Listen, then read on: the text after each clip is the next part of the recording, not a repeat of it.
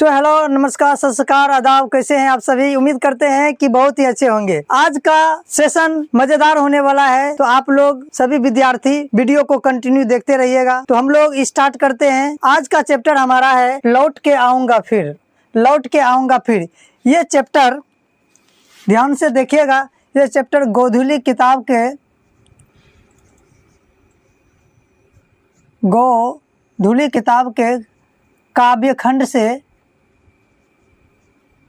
काव्यखंड और chapter number 11 से है। तो हम लोग साथ में समझते हुए चलेंगे और आपको बता दें कि आप नोट करते जाइए मेरे साथ। लौट के आऊँगा फिर, ये गोधुली किताब के काव्यखंड से चैप्टर नंबर 11 है। चैप्टर नंबर 11 में देखिए जाके, लौट के आऊँगा फिर कविता है गोधुली में। तो हम लोग सबसे पहले अब जानेंगे, 3 बातों को ध्यान देना है। हम लोग इसमें क्या क्या पढ़ेंगे पहले वो हम आपको बता दें। पहले हम लोग कवि परिचय पढ़ेंगे। कवि परिचय आप नोट कर लीजिए, अगर करना चाहते हैं तो, नहीं भी कीजिएगा तो चलेगा। दूसरे हम लोग पढ़ेंगे अर्थ पढ़ेंगे, कविता का अर्थ पढ़ेंगे। अर्थ पढ़ेंगे। एक और पढ़ेंगे हम लोग व्याख्या करने के लिए। हम लोग व्याख्या करने के लिए सीखेंगे। व्याख्या करने के लिए सीखेंगे क्योंकि आपको बता दें कि बहुत ही इम्पोर्टेंट है। व्याख्या 5 नंबर में पूछा जाता है। आपको बोर्ड एग्जाम में 5 नंबर में व्याख्या करने के लिए पूछा जाएगा। तो हम लोग स्टार्ट करने जा रहे हैं। सबसे पहले कवि परिचय में हम लोग जानेंगे इनके जो लेखक हैं, लेखक वो कौन है। तो लौट के आऊँगा फिर, इनके लेखक हैं जीवनानंद दास। आप मेरे साथ लिखते जाइए, ये हम आपको बता रहे हैं। अब लोग आप जानेंगे इसके जन्म के बारे में। पहले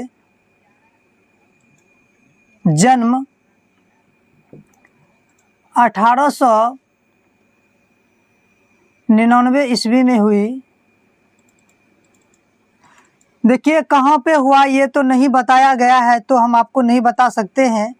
और मृत्यु की बात करें तो मृत्यु 1945 ईस्वी में मृत्यु। कैसे हुए तो आप नोट कर लीजिए कैसे। सिर्फ ईस्वी दिया गया है 1945, तो कैसे हुए ये हम आपको बता दें। ये लिख लीजिए आप। दुर्घटना में आपको ये भी बता दें कि 1945 तक इनके 6 ग्रंथ प्रकाशित हुए थे। 1945 तक इनके 6 ग्रंथ प्रकाशित हुए थे। आपको हम बता दें कौन कौन से हुए थे, ध्यान दीजिएगा। वनलता सेन लिखते जाइएगा, वनलता सेन। दूसरा है साती तरार तिमिर। ये ग्रंथ है, ये 6 ग्रंथ हैं मृत्यु के पहले तक। महापृथ्वी, वनलता सेन, साती तरार तिमिर, महापृथ्वी, धूसर, पांडुलिपि।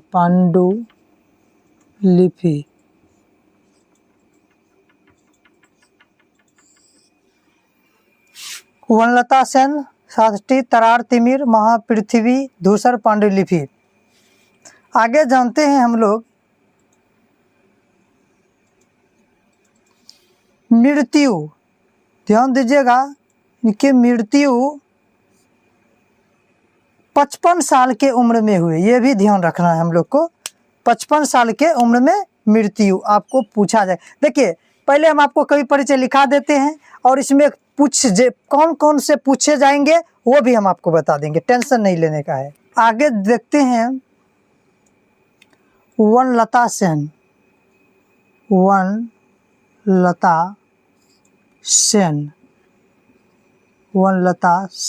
वनलता सेन नामक काव्य ग्रंथ पे उन्हें पुरस्कार भी मिला था। पुरस्कार आपको पूछा जाएगा।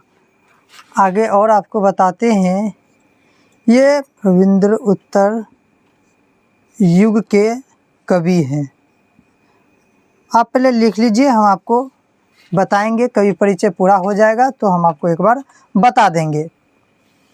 आगे हम लोग देख लिए, युग भी हो गया, मृत्यु भी हो गया, ग्रंथ भी हो गए।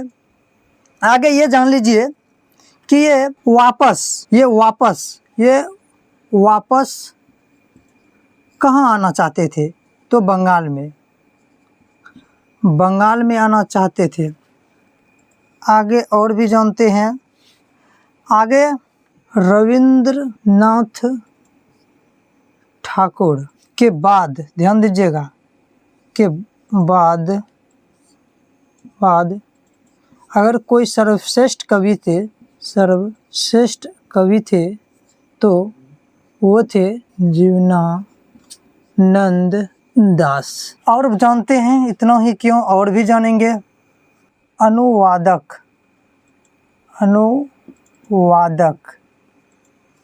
अनुवादक हिंदी में करने वाले प्रयाग शुक्ल।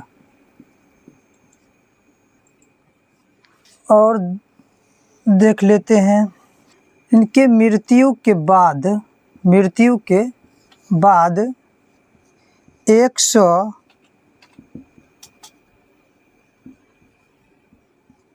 कहानियाँ और 13 उपन्यास प्रकाशित हुए।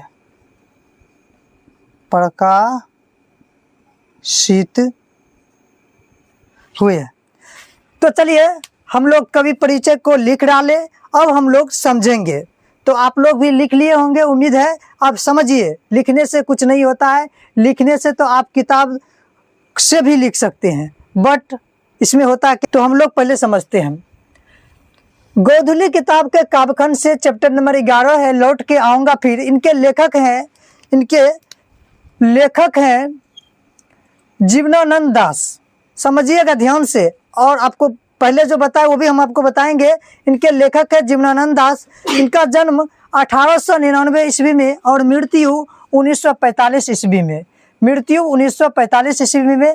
कैसे मृत्यु हुए, तो एक दुर्घटना में, और इनके मृत्यु 55 साल के उम्र में हुए, ये भी याद रखना है। तो आपको हम अभी बता रहे हैं, वो सब नोट करते जाइए। एक आप ये नोट कर लीजिए, इनकी मृत्यु कितने वर्ष में हुए, तो 55 वर्ष में। आगे आप बता रहे हैं आपको 1945 तक इनके 6 ग्रंथ प्रकाशित हुए।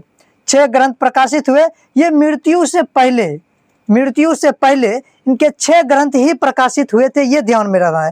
वनलता सेन, सातटी तरार तिमिर, महापृथ्वी, धूसर पांडुलिपि, आपको ये भी याद रख लेना है। दूसरा नंबर ये भी याद रखना है। आगे वनलता सेन, ये काव्य ग्रंथ पे वनलता सेन किताबों पर उन्हें पुरस्कार किया गया था, पुरस्कृत किए गए थे। आगे देखेंगे ये किस युग के कवि कहे जाते हैं, तो रविंद्र उत्तर युग के ये कवि कहे जाते हैं। आप इसको भी रख लीजिए, और एक आप इसको भी रख लीजिए। तो कितना हो गया, ध्यान से देखते जाइए। 1 2 3 4 हो गए। आगे ये वापस कहाँ आना चाहते थे, तो यहाँ ध्यान दीजिएगा, ये वापस बंगाल में आने की बात करते हैं। ये वापस आने की बात कहाँ करते हैं, तो बंगाल में करते हैं।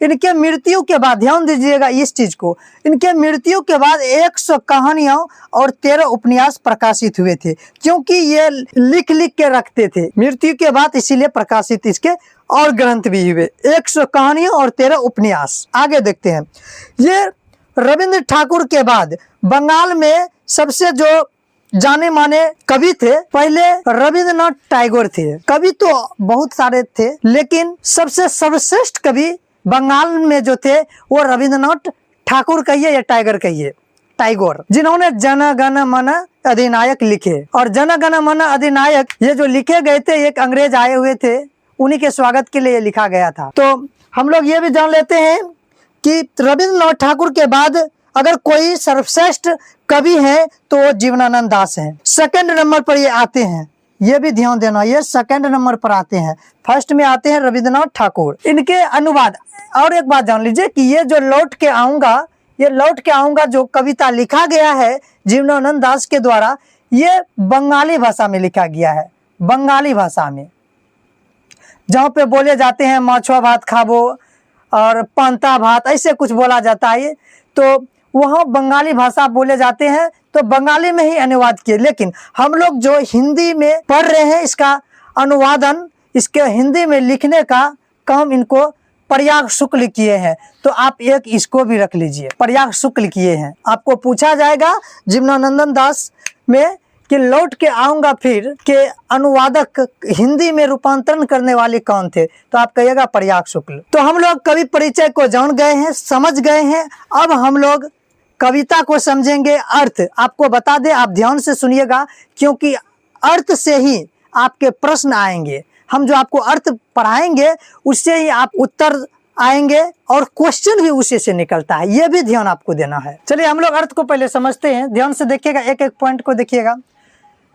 खेत है जहां धान के, बहती नदी के किनारे, फिर आऊंगा लौट के एक दिन बंगाल में।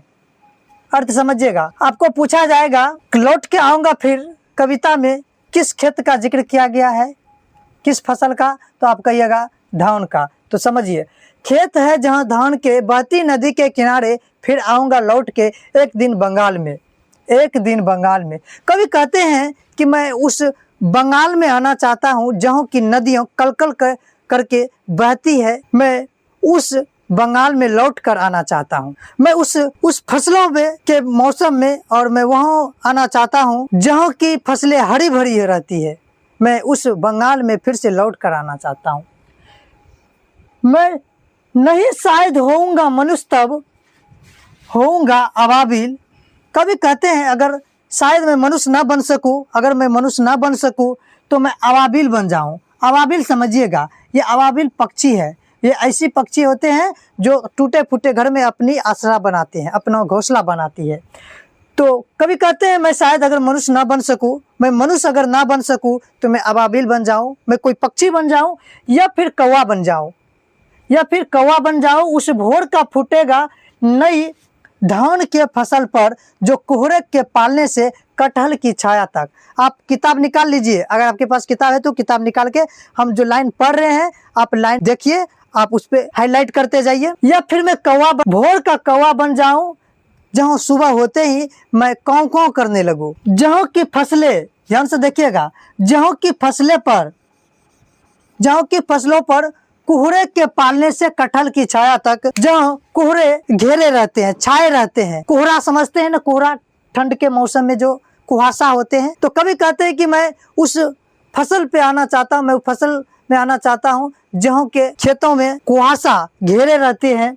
मैं उस कटहल की छाया तक आना चाहता हूँ। मैं अबाबिल बन के आऊँ या मैं कौवा बन के आऊँ, लेकिन फिर से मैं अपनी मातृभूमि, अपनी जन्मभूमि बंगाल में ही आना चाहता हूँ। आगे देखिएगा, कटहल की छाया तक भरता पेंग आऊंगा एक दिन। कभी कहते हैं या मैं भरता पेंग आऊंगा। पेंग होता है कभी इस तरह से, ऐसे करके पक्षी जो चलते हैं, इस तरह से देखे होंगे जो पक्षी चलती है, मैं उस तरह से पेंग भरता हुआ आऊंगा, लेकिन मैं फिर से बंगाल में ही आना चाहता हूँ। आगे देखिए क्या कहते हैं, बनकर शायद हंस में किसी किशोरी का, घुंघरू लाल पैरों में तैरता रहूंगा बस दिन दिन भर पानी में।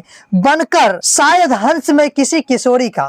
कभी कहते हैं शायद मैं हंस बन के आऊं किसी किशोरी का। किशोरी होते हैं, समझिए, किशोरी छोटी लड़की को कहते हैं किशोरी। जब लड़की 12 साल के एज में होती है, 10-12 साल के एज में, उस तब के समय वो किशोर अवस्था में होती है। तो कभी कहते हैं कि मैं उस किशोरी का हंस बन के आऊं, क्योंकि हंस लड़कियों को बहुत पसंद होता है, जो बच्ची लोग होती है ना, उसको बहुत ही पसंद होता है। तो कभी कहते हैं कि मैं उस किशोरी का हंस बन के आऊं, मेरे पैरों में वो लाल घुंघरू पहना दे, मैं उस किशोरी का हंस बन के आना चाहता हूं, और तैरता रहता बस दिन दिन भर पानी में। कभी कहते हैं तैरता रहूंगा बस दिन दिन पानी में, दिन भर तैरते रहूंगा, गंध जहां होगी ही भरी घास की। और कभी कहते हैं जहां की घास में गंध भरी होगी, मैं उस घास पर आना चाहता हूँ। आऊंगा मैं, लेकिन आऊंगा जरूर। मैं किसी भी रूप में आऊं, लेकिन आऊं तो मुझे अगले जन्म में मैं बंगाल में ही आऊं। कवि को पूरा भरोसा है, इस तरह से वो कह रहे हैं। नदियों मैदान बंगाल के बुलाएंगे, तब क्या कहते हैं कि नदियों मैदान बंगाल के बुलाएंगे मैं आऊंगा। कवि कहते हैं अगर नदियों बुलाएगी, मैदान बंगाल के अगर हमें बुलाएंगे तो मैं आऊंगा जरूर, मैं आऊंगा जरूर। जिसे नदी धोती ही रहती है पानी से, इसी हरे सजल किनारे पे। जहाँ की नदियाँ अपने किनारों को धोते रहती है, मैं उस बंगाल में जरूर आऊंगा, मैं उस बंगाल में जरूर आऊंगा जहाँ की नदियाँ अपने किनारों को धोते रहती है। तो यहाँ तक हम अर्थ को समझ गए हैं। अब इस अर्थ को एक साथ समझते हैं। कभी कहते हैं कि मैं उस बंगाल में आना चाहता हूँ जहाँ की नदियाँ कलकल करके बहती है, जहाँ की फसलें हरी भरी रहती है। मैं उस बंगाल में फिर से लौट कर आना चाहता हूँ। शायद अगर मैं मनुष्य ना बन सकूँ, समझिएगा, कभी कहते हैं शायद अगर मैं मनुष्य न बन सकूं तो मैं अबाबिल बन जाऊं, मैं कोई पक्षी बन के आऊं। देखिए संदेह इसीलिए कभी करते हैं क्योंकि 84 लाख जीव जंतु पाए जाते हैं पृथ्वी पे, 84 लाख जीव जंतु पाए जाते हैं। इसीलिए कभी संदेह करते हैं क्या पता मैं मनुष्य न बन सकूं। और मनुष्य को अपने कर्म के आधार पर उन्हें जन्म दिया जाता है, दूसरा जन्म उन्हें कर्म के आधार पर मिलता है। 84 लाख जीव जंतु में जो कर्म सही करेंगे उसे ही फिर मनुष्य का जन्म मिलेगा। तो इसीलिए कभी संदेह करते हैं कि अगर मैं मनुष्य ना बन सकूं अगले जन्म में तो मैं अबाबिल बन जाऊं, मैं कोई पक्षी बन जाऊं, या फिर कोई कौवा बन जाऊं, या फिर मैं कौवा बन जाऊं। मैं उस भोर की किरण के साथ आना चाहता हूं, मैं कौवा ही बन के आऊं लेकिन उस भोर की किरण के साथ आना चाहता हूं जहाँ की फसलों पर कुहासे छाए रहते हैं। मैं उस कटहल की छाया तक आना चाहता हूँ, लेकिन आऊंगा जरूर। कभी यही कहते हैं मैं लेकिन आऊंगा जरूर। मैं उस किशोरी का हंस बन के आऊंगा, मैं उस किशोरी का हंस बन के आऊंगा और दिन दिन भर पानी में तैरता रहूंगा। मैं दिन दिन भर तैरता रहूंगा, जहाँ की घास पर गंध होगी। मैं उस बंगाल में आऊंगा। अगर बंगाल के मैदान पठार अगर बुलाएंगे नदियों तो मैं आऊंगा जरूर, मैं आऊंगा जरूर। कभी कहते हैं मैं आऊंगा जरूर, मैं आऊंगा जरूर। जहाँ की नदियों अपने किनारों को धोते रहती है, मैं आऊंगा जरूर, उस बंगाल में आऊंगा जरूर। देखिए कितना प्रेम है कवि को अपने जन्मभूमि से, कितना प्रेम है। हम लोग को भी अपने बिहार से प्रेम उतना ही है। जहाँ भी जाते हैं हम लोग भी कहते हैं गर्व से हम बिहारी हैं। तो आगे हम देखेंगे और भी पंक्ति बचा हुआ है, चलिए समझते हैं। कहता कि शायद तुम देखोगे सौम की हवा के साथ उड़ते एक उल्लू को, शायद तुम सुनोगे कपास के पैर पर उसकी बोली। समझिए, शायद तुम देखोगे शाम की हवा के साथ उड़ते एक उल्लू को। कभी कहते हैं कि शायद तुम देखोगे, हम लोग को अब कह रहे हैं कभी कि शायद तुम देखोगे शाम के साथ हवा में एक उल्लू के उड़ते हुए, शायद तुम सुनोगे कपास के पैर पर उसकी बोली। शाम के हवा के साथ तुम देखोगे एक उल्लू को उड़ते हुए, या तुम कपास के पैर पर सुनोगे उसकी बोली। घासीली जमीन पर फेंकेगा मुट्ठी भर भर चावल, या तुम किसी बालक को देखोगे कि जमीन पर घासीली जगह, जहाँ पे घास होती है वहाँ की जगह को घासीली कहते हैं, तुम वहाँ की देखना एक बालक को घासीली जगह पर मुट्ठी भर भर के चावल के दाने फेंकते हुए। आगे कहते हैं शायद कोई बच्चा उबले हुए, घासीली जगह पे देखोगे किसी बालक को मुट्ठी भर भर चावल को भर भर के फेंकते हुए। आगे यहाँ तक हम लोग समझ गए हैं, आगे इधर भी समझ गए हैं। आगे देखते हैं, देखोगे रुपसा के गंदले से पानी में नाव लिए जाते एक लड़के को, उड़ते फटे पाल की नाव। इस लाइन को समझते, ध्यान सुनिएगा। कहाँ देखोगे रुपसा के गंदले से पानी में, यहाँ समझिएगा, देखोगे रुपसा के गंदले से पानी में नाव लिए जाते एक लड़के को, उड़ते फटे पाल की नाव। समझिए क्या कह रहे हैं कवि कि शायद तुम, बंगाल की जो नदी होती है वहाँ की नदी को रुपसा शायद कहते हैं और बंगाली भाषा में रुपसा कहते हैं। तो कभी कहते हैं कि वहाँ की नदियों में तुम देखना एक बालक को नाव लेके जाते, उस पे पाल तना हुआ उस नदी में देखना, वो मैं होऊंगा। मैं उस तरह की बंगाल में आना चाहता हूँ, मैं उस तरह की बंगाल में आना चाहता हूँ। समझिए क्या होते हैं उड़ते फटे पाल की नाव। ये समझिए यह लाइन क्या होता है। ये आप नाव देख रहे हैं, ये नाव है, ये जो नाव देख रहे हैं ये नाव है, और ये जो देख रहे हैं ये पंख है। पानी में पंख जो रहती है नाव से जुड़ा हुआ, जब स्टार्ट किया जाता है नाव को आगे चलाने के लिए तो ये पंख पानी को काटती है, तब जाके नाव आगे बढ़ती है। और ये देख रहे हैं हैंडल है, ये हैंडल देख लीजिए, नाव इधर उधर जो जाती है। आप देख रहे, जो नहीं देखे हैं कभी नाव को तो वो भी समझ लीजिए नाव में क्या क्या होता है। उसके बाद ये लड़का है खड़ा आप देख रहे हैं, ये लड़के हैं। आगे हम लोग इसकी बात करते हैं, मेन है इस जगह है, ये हमारा पाल है, ये देख रहे हैं, ये पाल है, ये पाल है, और ये खूटा है, खूटा के साथ पाल को तानते हैं, तब जाके हवा लगती है। तो फटे पाल की नाव, ये आप पाल को देख रहे हैं, ये इसके ऊपर ये बांध है, ये खंभा कर सकते हैं, इसको खड़ा करते हैं, तब जाके पाल ताना जाता है, तो उसमें हवा लगती है, तब जाके नाव आगे बढ़ती है। एक ऐसा भी होता है, एक बिना मशीन वाली नाव होती है। तो इसमें जिक्र किया गया है कि बिना मशीन वाली से मशीन तशीन की जिक्र नहीं है, ठीक है। इसमें पाल है, फटे पाल की नाव लेके एक लड़का चलता है नदी में।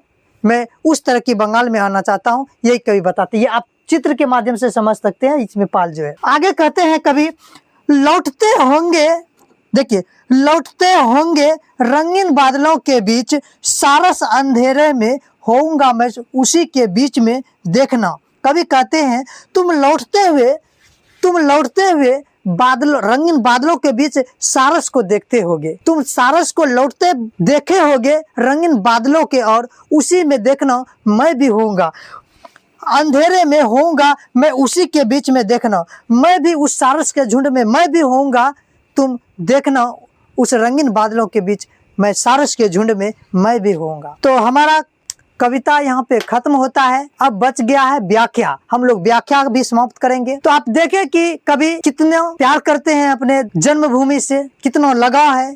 वो चाहते हैं कि मैं किसी भी रूप में आऊं, मैं पक्षी बन के आऊं, कौवा बन के आऊं, या मैं कोई लड़का बन के आऊं, या मैं किसी किशोरी का हंस बन के आऊं, लेकिन मैं आना चाहता हूं फिर उसी बंगाल में। चलिए, कविता तो हमारा समाप्त हुआ, हम व्याख्या थोड़ा सीख लेते हैं करने के लिए।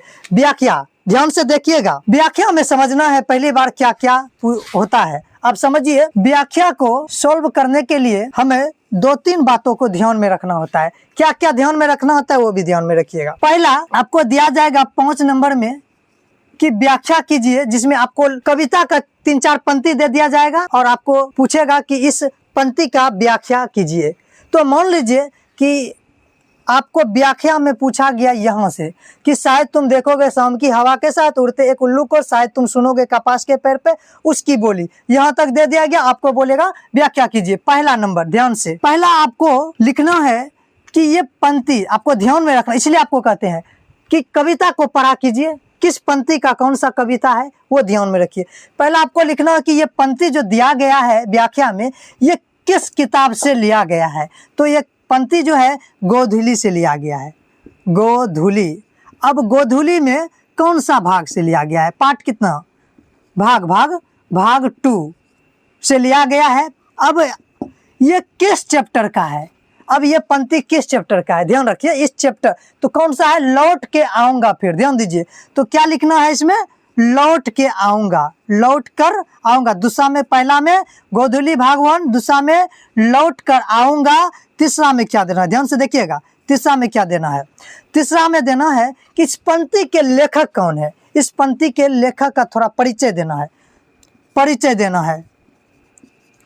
किसका देना है, तो ध्यान में रखिए कि परिचय देना है, परिचय देना है किसका, लेखक का। लेखक का परिचय देने के बाद तब लास्ट में पैराग्राफ को चेंज करेंगे। इस बात को सबसे ज्यादा इंपॉर्टेंट ध्यान रखिए, चेंज करना है, पैराग्राफ चेंज करना है। इस जगह के बाद पैराग्राफ चेंज करेंगे और पैराग्राफ चेंज करके जितना कविता का लाइन दिया गया है उसका अर्थ लिख देंगे, हमारा व्याख्या खत्म। कैसे लिखना है, प्रस्तुत पंक्ति गोधूली भाग 2 किताब से लिया गया है। तो तब तक के लिए धन्यवाद। पार्ट चैप्टर आऊंगा फिर लौट के आऊंगा फिर से लिया गया है। इनके लेखक जीवनानंद दास हैं, इनका जन्म मृत्यु जो भी है ये लिख देना है। उसके बाद पैराग्राफ चेंज करना है, पैराग्राफ चेंज करने के बाद इसका अर्थ लिखिएगा कि शायद तुम देखोगे शाम की हवा के साथ, जो भी इसका अर्थ बताए अर्थ लिख देना है। तो आज का सेशन हमारा इस जगह खत्म होता है। आपको ये कविता कैसा लगा आप अपनी राय कमेंट में जरूर दीजिएगा, और हमारे चैनल पर अगर आप पहली बार आए हैं तो सब्सक्राइब करना बिल्कुल मत भूलिए। क्या आप सब्सक्राइब करना नहीं जानते हैं, वीडियो को 200-300 लोग देख रहे हैं लेकिन सब्सक्राइब नहीं कर रहे हैं। क्या आपको सब्सक्राइब करना नहीं आता है, तो आपको सब्सक्राइब करने का भी तरीका बताएंगे, वीडियो तो देख रहे हैं। तो देखिए कि सब्सक्राइब कैसे करना है, क्योंकि सब्सक्राइब करने नहीं आता है कितनों विद्यार्थी को, तो सब्सक्राइब करने के लिए आप ये देख रहे हैं हमारा ये चैनल है, ये अपना चैनल है, देख लीजिए ध्यान से। और यहाँ पे ध्यान देख दीजिएगा, ये जो आप देख रहे हैं ये है, यहाँ पे लिखा हुआ है सदस्य लें, तो यहीं पे आपका होगा सब्सक्राइब लिखा हुआ, तो आप सब्सक्राइब कर दीजिएगा। सब्सक्राइब करने के बाद इसी को टच कीजिएगा, टच कीजिएगा। टच करने के बाद यहाँ पे सभी लिखा हुआ है, हम सभी पे डाल दिए, तो आपके फ़ोन में ऑल लिखा होगा इंग्लिश में, और हिंदी में होगा तो सभी। तो आप सब्सक्राइब भी कर लीजिएगा, तो आने वाली वीडियो आपके फ़ोन तक आसानी से पहुँच जाएगा।